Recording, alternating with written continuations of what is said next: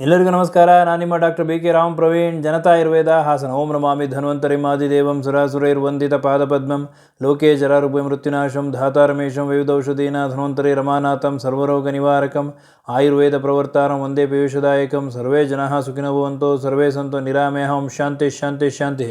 ವೀಕ್ಷಕರೇ, ಹಣ್ಣುಗಳು, ಫ್ರೂಟ್ಸು ಯಾರು ಬೇಡ ಅಂತಾರೆ ಹೇಳಿ? ಪ್ರತಿಯೊಂದು ಫ್ರೂಟ್ಸಲ್ಲೂ ಒಂದಲ್ಲ ಒಂದು ರೀತಿಯ ಪೋಷಕಾಂಶಗಳಿರ್ತದೆ. ಇದು ನಮ್ಮ ಆರೋಗ್ಯವನ್ನು ಕಾಪಾಡೋದು ತುಂಬಾ ಸಹಕಾರಿಯಾಗಿದೆ. ಹಾಗಾಗಿ ಹಣ್ಣುಗಳು, ಎಲ್ಲ ರೀತಿಯ ಹಣ್ಣುಗಳನ್ನ ನಾವು ಸೇವನೆ ಮಾಡೋದ್ರಿಂದ ನಾವು ಆರೋಗ್ಯದಿಂದ ಇರ್ತೀವಿ. ಆದರೆ ಯಾವ ಹಣ್ಣುಗಳನ್ನು ಯಾವ ಸಮಯದಲ್ಲಿ ಸೇವನೆ ಮಾಡಬೇಕು ಅನ್ನೋದು ತುಂಬಾ ಇಂಪಾರ್ಟೆಂಟ್ ಆಗಿರ್ತಕ್ಕಂಥ ವಿಷಯ. ಯಾಕೆ ಅಂತಂದರೆ, ಕೆಲವೊಬ್ರು ಏನು ಅಂದ್ಕೊಂಡ್ಬಿಟ್ಟಿರ್ತಾರೆ, ಹಣ್ಣುಗಳೇ ಇರ್ಬೋದು, ತರಕಾರಿಗಳಿರ್ಬೋದು, ಯಾವುದೇ ಒಂದು ಆಹಾರ, ಪೋಷಕಾಂಶ ಭರಿತ ಆಹಾರಗಳನ್ನ ನಾವು ಸೇವನೆ ಯಾವಾಗ ಬೇಕಾದ್ರೂ ಮಾಡ್ಬೋದು, ಎಷ್ಟು ಬೇಕಾದ್ರೂ ಮಾಡ್ಬೋದು ಅಂತ ತಿಳ್ಕೊಂಡಿರ್ತಾರೆ. ಹಾಗಾಗಿ ಅವರು ಮನಸೋ ಇಚ್ಛೆ ಅವ್ರಿಗೆ ಮನಸ್ಸಿಗೆ ಬಂದಿದ್ದ ಟೈಮಲ್ಲಿ ಸೇವನೆ ಮಾಡ್ತಿರ್ತಾರೆ. ಇದರಿಂದ ಅವರಿಗೆ ಹಲವಾರು ದುಷ್ಪರಿಣಾಮಗಳಾಗಿರ್ತದೆ. ಅಜೀರ್ಣ ಇರ್ಬೋದು, ಮಲಬದ್ಧತೆ ಇರ್ಬೋದು, ನಿದ್ದೆ ಸಮಸ್ಯೆ ಇರ್ಬೋದು, ಏನೋ ಒಂದು ಸಮಸ್ಯೆಗಳನ್ನ ಎದುರಿಸ್ತಾ ಇರ್ತಾರೆ. ಅವ್ರು ಬಂದು ಹಾಸ್ಪಿಟ್ಲಿಗೆ ಹಂಗೆ ಹೇಳ್ತಾರೆ, ನಾನು ಎಲ್ಲ ಒಳ್ಳೆಯ ಆಹಾರಗಳನ್ನ ತಿಂತೀನಿ ಡಾಕ್ಟ್ರೇ, ಆದರೂ ಈ ಸಮಸ್ಯೆಗಳನ್ನ ಎದುರಿಸ್ತಾ ಇದ್ದೀನಿ ಅಂತ. ಹಾಗಾಗಿ ಆ ಒಂದು ವಿಷಯವನ್ನು ಇಟ್ಕೊಂಡು ಇವತ್ತಿನ ಒಂದು ಸಂಚಿಕೆಯನ್ನು ಮಾಡ್ತಾಯಿದ್ದೀನಿ. ಯಾಕೆಂದರೆ ನಾವು ಏನು ತಿಂತೀವಿ ಅನ್ನೋದಕ್ಕಿಂತ ಮುಂಚೆ ನಾವು ಯಾವ ಆಹಾರನ ಯಾವ ಸಮಯದಲ್ಲಿ ತಿಂತೀವಿ ಅನ್ನೋದನ್ನು ನಾವು ತಿಳ್ಕೊಂಡಿರಬೇಕಾಗ್ತದೆ.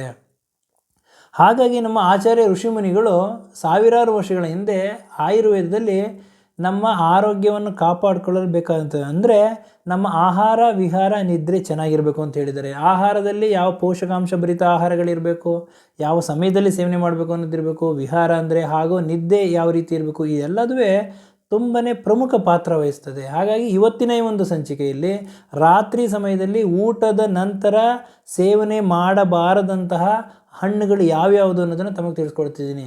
ಈ ಹಣ್ಣುಗಳನ್ನ ನೀವೇನಾದರೂ ರಾತ್ರಿ ಸಮಯ ನನಗೆ ಒಳ್ಳೆ ಪೌಷ್ಟಿಕಾಂಶಗಳು ಸಿಗ್ತದೆ, ಎನರ್ಜಿ ಸಿಗ್ತದೆ, ಆರೋಗ್ಯ ಚೆನ್ನಾಗಿರುತ್ತೆ ಅನ್ನೋ ಉದ್ದೇಶದಿಂದ ಏನಾದರೂ ತಿಂತಾ ಇತ್ತು ಅಂದರೆ ಇವತ್ತೇ ಬಿಟ್ಬಿಡಿ.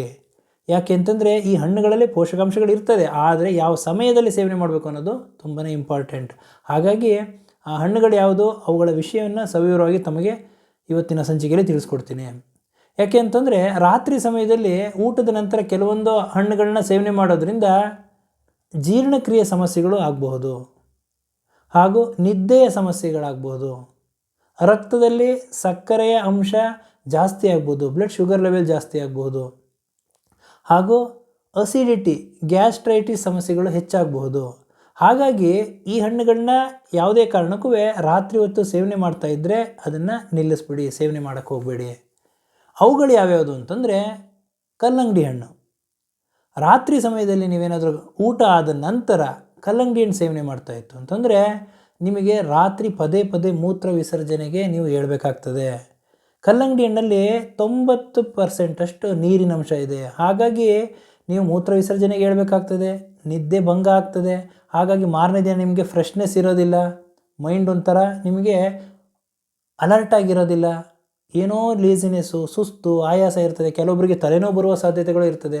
ಹಾಗಾಗಿ ರಾತ್ರಿ ಸಮಯದಲ್ಲಿ ಕಲ್ಲಂಗಡಿ ಹಣ್ಣು ಊಟದ ನಂತರ ಸೇವನೆ ಮಾಡ್ತಾಯಿದ್ರೆ ಯಾವುದೇ ಕಾರಣಕ್ಕೂ ಸೇವನೆ ಮಾಡೋಕ್ಕೆ ಹೋಗಬೇಡಿ. ಇನ್ನು ಕಿತ್ತಳೆ ಹಣ್ಣು, ಮೋಸಂಬಿ, ಇವುಗಳು ವೈಟಮಿನ್ ಸಿ ಅಧಿಕವಾಗಿದೆ. ಇದನ್ನೇನಾದರೂ ರಾತ್ರಿ ಊಟದ ನಂತರ ಸೇವನೆ ಮಾಡ್ತಾಯಿತ್ತು ಅಂತಂದರೆ ಇದರಲ್ಲಿ ಆಮ್ಲೀಯ ಗುಣ, ಆಮ್ಲತೆ ಜಾಸ್ತಿ ಇರೋದ್ರಿಂದ ಅಸಿಡಿಟಿ, ಎದೆ ಉರಿ, ಈ ಸಮಸ್ಯೆಗಳು ಜಾಸ್ತಿ ಆಗ್ಬೋದು. ಹುಳಿ ಅಂಶ ಜಾಸ್ತಿ ಇರೋದ್ರಿಂದ ನಿಮಗೆ ಅಸಿಡಿಟಿ ಜಾಸ್ತಿ ಆಗೋ ಸಾಧ್ಯತೆಗಳಿರ್ತದೆ. ಆದ್ದರಿಂದ ರಾತ್ರಿ ಸಮಯದಲ್ಲಿ ಏನಾದರೂ ಕಿತ್ತಳೆ ಹಣ್ಣು, ಊಟದ ನಂತರ ಕಿತ್ತಳೆ ಹಣ್ಣು, ಮೋಸಂಬಿ ತಿಂತಾಯಿದ್ರೆ ಇದನ್ನು ಸೇವನೆ ಮಾಡೋಕ್ಕೆ ಹೋಗಬೇಡಿ.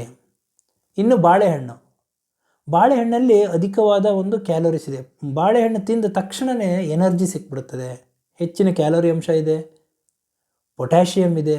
ಬಾಳೆಹಣ್ಣನ್ನು ನೀವು ಸೇವನೆ ಮಾಡೋದ್ರಿಂದ, ರಾತ್ರಿ ಊಟದ ನಂತರ ಬಾಳೆಹಣ್ಣು ಸೇವನೆ ಮಾಡೋದ್ರಿಂದ ಅಸ್ತಮ, ಶೀತ, ಕೆಮ್ಮು, ಶ್ವಾಸಕೋಶ ಸಂಬಂಧಿ ಕಾಯಿಲೆಗಳಿದ್ದವ್ರಿಗೆ ಇದು ಜಾಸ್ತಿ ಆಗ್ತದೆ. ಕೆಲವೊಬ್ಬರಿಗೆ ಹೊಟ್ಟೆ ಉಬ್ಬರ ಬರಬಹುದು, ಜೀರ್ಣಕ್ರಿಯೆ ಸರಾಗವಾಗಿ ಆಗ್ತದೆ ಅನ್ನೋ ಉದ್ದೇಶದಿಂದ ಸೇವನೆ ಮಾಡ್ತಾರೆ. ಆದರೆ ರಾತ್ರಿ ಸಮಯದಲ್ಲಿ ಸೇವನೆ ಮಾಡಬೇಡಿ. ರಾತ್ರಿ ಸಮಯದಲ್ಲಿ ಇದು ಹೆಚ್ಚು ಕ್ಯಾಲೋರಿ ಇರೋದ್ರಿಂದ ಜೀರ್ಣಕ್ರಿಯೆಗೆ ತೊಂದರೆ ಆಗ್ಬೋದು, ಹೊಟ್ಟೆ ಉಬ್ಬರ ಆಗ್ಬೋದು, ಹಾಗೂ ಗ್ಯಾಸಿನ ಒಂದು ಸಮಸ್ಯೆಗಳಾಗಬಹುದು. ಹಾಗಾಗಿ ಯಾವುದೇ ಕಾರಣಕ್ಕೂ ರಾತ್ರಿ ಊಟದ ನಂತರ ಬಾಳೆಹಣ್ಣು ತಿಂತಾಯಿದ್ರೆ ಅದನ್ನು ಸೇವನೆ ಮಾಡಬೇಡಿ. ಇನ್ನು ಮಾವಿನ ಹಣ್ಣು ಹಣ್ಣುಗಳ ರಾಜ ಅಂತ ಹೇಳ್ತಾರೆ. ರಾತ್ರಿ ಹೊತ್ತು ನೀವು ಮಾವಿನ ಹಣ್ಣು ಏನಾದರೂ ಊಟದ ನಂತರ ಸೇವನೆ ಮಾಡ್ತಾಯಿತ್ತು ಅಂದರೆ ಕ್ಯಾಲೋರೀಸ್ ಜಾಸ್ತಿ ಇದೆ. ಇದನ್ನು ರಾತ್ರಿ ಸೇವನೆ ಮಾಡಿದ್ರೆ ನಿಮ್ಮ ರಕ್ತದಲ್ಲಿನ ಸಕ್ಕರೆ ಅಂಶ ದಿಢೀರನೇ ಏರ್ತದೆ, ಶುಗರ್ ಲೆವೆಲ್ ಜಾಸ್ತಿ ಆಗ್ತದೆ. ಹಾಗಾಗಿ ರಾತ್ರಿ ಸಮಯ ಮಾವಿನ ಹಣ್ಣು ತಿಂತಾ ಇದ್ದರೆ ರಾತ್ರಿ ಸಮಯ ತಿನ್ನಕ್ಕೆ ಹೋಗಬೇಡಿ. ಇನ್ನು ಸೀಬೆಹಣ್ಣಿನಲ್ಲೂ ನಾರಿನಂಶ ಇದೆ, ವೈಟಮಿನ್ ಸಿ ಅಧಿಕವಾಗಿದೆ, ಒಳ್ಳೆ ಪೋಷಕಾಂಶಗಳು ಸಿಗ್ತದೆ. ಆದರೆ ರಾತ್ರಿ ಊಟದ ನಂತರ ನೀವು ಸೇವನೆ ಮಾಡಿದಾಗ ಏನಾಗ್ತದೆ ಅಂದರೆ ಸೀಬೆಹಣ್ಣಿನಲ್ಲಿರ್ತಕ್ಕಂತಹ ಬೀಜಗಳು, ಆ ಬೀಜಗಳು ಸುಲಭವಾಗಿ ಜೀರ್ಣ ಆಗೋದಿಲ್ಲ. ಹಾಗಾಗಿ ಕೆಲವೊಬ್ಬರಿಗೆ ಹೊಟ್ಟೆ ನೋವು ಬರುವ ಸಾಧ್ಯತೆಗಳಿರ್ತದೆ.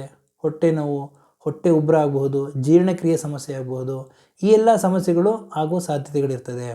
ಹಾಗಾಗಿ ನಾವು ಏನು ಆಹಾರ ತಿಂತೀವಿ ಅನ್ನೋದಕ್ಕಿಂತ ಹೆಚ್ಚಾಗಿ ಯಾವ ಆಹಾರನ ಯಾವ ಸಮಯದಲ್ಲಿ ಎಷ್ಟು ತಿಂತೀವಿ ಅನ್ನೋದು ತುಂಬನೇ ಪ್ರಮುಖ ಪಾತ್ರ ವಹಿಸ್ತದೆ. ಯಾಕೆಂತಂದರೆ ನಾವು ಆರೋಗ್ಯದಿಂದ ಇರಬೇಕು ಅಂತಂದರೆ ಎಲ್ಲ ರೀತಿಯ ಪೋಷಕಾಂಶಗಳಿರ್ತಕ್ಕಂಥ ಆಹಾರಗಳು, ಜೀವಸತ್ವಗಳಿರಬೇಕು, ಖನಿಜಾಂಶಗಳಿರಬೇಕು, ನಾರಿನಂಶಗಳಿರಬೇಕು, ಈ ಎಲ್ಲ ಪೋಷಕಾಂಶಗಳಿರಬೇಕು. ಅದು ಹಣ್ಣುಗಳಿರ್ಬೋದು, ತರಕಾರಿಗಳಿರ್ಬೋದು, ಆಹಾರಗಳಿರ್ಬೋದು, ಧಾನ್ಯಗಳಿರ್ಬೋದು, ಯಾವುದೇ ರೀತಿಯ ಆಹಾರಗಳನ್ನು ನೀವು ಸೇವನೆ ಮಾಡಬೇಕಾದ್ರೆ ಒಂದು ಕ್ರಮ ಇದೆ. ಅದನ್ನೇ ಆಯುರ್ವೇದದಲ್ಲಿ ಆಹಾರ ವಿಧಿ ವಿಶೇಷಾಯತನ ಅಂತ ಹೇಳಿದ್ದಾರೆ. ಹಾಗಾಗಿ ಆಹಾರ ಸೇವನಾ ಕಾಲ, ಯಾವ ಆಹಾರನ ಯಾವ ಸಮಯದಲ್ಲಿ ಸೇವನೆ ಮಾಡಬೇಕು, ಯಾವ್ದು ರೀತಿ ಸೇವನೆ ಮಾಡಬೇಕು, ಯಾವುದ್ರೊಟ್ಟಿಗೆ ಸೇವನೆ ಮಾಡಬೇಕು, ಯಾವುದ್ರೊಟ್ಟಿಗೆ ಸೇವನೆ ಮಾಡಬಾರ್ದು, ಇದೆಲ್ಲದೂ ತುಂಬಾ ಪ್ರಮುಖ ಪಾತ್ರ ವಹಿಸ್ತದೆ. ಯಾಕೆ ಅಂತಂದರೆ ಕೆಲವೊಬ್ರು ಏನು ಮಾಡಿಬಿಡ್ತಾರೆ, ಇವತ್ತಿನ ಈ ಕಾಲದಲ್ಲಿ ಎಲ್ಲ ರೀತಿಯ ಮಾಹಿತಿಗಳು ನಿಮಗೆ ಸಿಗ್ತಾ ಇರ್ತದೆ. ಹಾಗಾಗಿ ಯಾವುದೋ ಒಂದು ಪೋಷಕಾಂಶಗಳು ಕಡಿಮೆ ಇದೆ ಅಂತ ಹೇಳಿದಾಗ ಆ ಪೋಷಕಾಂಶಗಳು ಜಾಸ್ತಿ ಇರ್ತಕ್ಕಂಥ ಆಹಾರವನ್ನು ಸೆಲೆಕ್ಟ್ ಮಾಡ್ತಾರೆ, ಅದನ್ನು ಯಾವಾಗಲೂ ತಿಂತಾರೆ, ಅದನ್ನು ಅತಿ ಹೆಚ್ಚು ತಿಂತಾರೆ. ಆ ರೀತಿ ಮಾಡೋಕ್ಕೆ ಹೋಗಬೇಡಿ. ಆದ್ದರಿಂದ ಇವತ್ತಿನ ಈ ಒಂದು ಸಂಚಿಕೆಯಲ್ಲಿ ಹಣ್ಣುಗಳಲ್ಲಿ ಈ 5 ಹಣ್ಣುಗಳನ್ನು ರಾತ್ರಿ ಹೊತ್ತು ಏನಾದರೂ ಸೇವನೆ ಮಾಡ್ತಾಯಿತ್ತು ಅಂತಂದರೆ, ಊಟದ ನಂತರ ಸೇವನೆ ಮಾಡ್ತಾಯಿತ್ತು ಅಂದರೆ ಇವತ್ತೇ ನಿಲ್ಲಿಸಿ. ಹಾಗಾದರೆ ಹಣ್ಣುಗಳು ಯಾವಾಗ ಸೇವನೆ ಮಾಡಬೇಕು ಅಂತ ನೀವು ಕೇಳ್ಬೋದು. ಸಾಮಾನ್ಯವಾಗಿ ಹಣ್ಣುಗಳನ್ನು ನೀವು ಬೆಳಗ್ಗೆ ಸಮಯ ಇಲ್ಲ ಮಧ್ಯಾಹ್ನದ ಸಮಯ ನೀವು ಸೇವನೆ ಮಾಡೋದ್ರಿಂದ ನಿಮ್ಮ ಆಹಾರ ಅಥವಾ ಹಣ್ಣುಗಳು ಜೀರ್ಣಕ್ರಿಯೆಗೆ ಸಮಯ ಸಿಗ್ತದೆ. ಜೀರ್ಣಕ್ರಿಯೆ ಸಮಯ ಸಿಗೋದ್ರಿಂದ ಆ ಹಣ್ಣುಗಳಲ್ಲಿ ಇರ್ತಕ್ಕಂಥ ಅಗತ್ಯವಾದ ಪೋಷಕಾಂಶಗಳು ನಿಮ್ಮ ದೇಹಕ್ಕೆ ಸರಿಯಾಗಿ ಸಿಗ್ತದೆ ಹಾಗೂ ಆರೋಗ್ಯದಿಂದ ಇರ್ತೀರ. ಆದ್ದರಿಂದ ಇವತ್ತಿನ ಈ ಒಂದು ಸಂಚಿಕೆಯಲ್ಲಿ ಹಣ್ಣುಗಳ ವಿಷಯ ತಮಗೆ ತಿಳಿಸಿದ್ದೀನಿ. ನನ್ನ ಈ ವಿಡಿಯೋ ತಮಗೆ ಇಷ್ಟವಾಗಿದ್ದಲ್ಲಿ ಲೈಕ್ ಮಾಡಿ, ಶೇರ್ ಮಾಡಿ ಹಾಗೂ ನನ್ನ ಎಲ್ಲ ಮುಂದಿನ ವಿಡಿಯೋಗಳಿಗಾಗಿ ಸಬ್ಸ್ಕ್ರೈಬ್ ಮಾಡಿ. ಧನ್ಯವಾದಗಳು.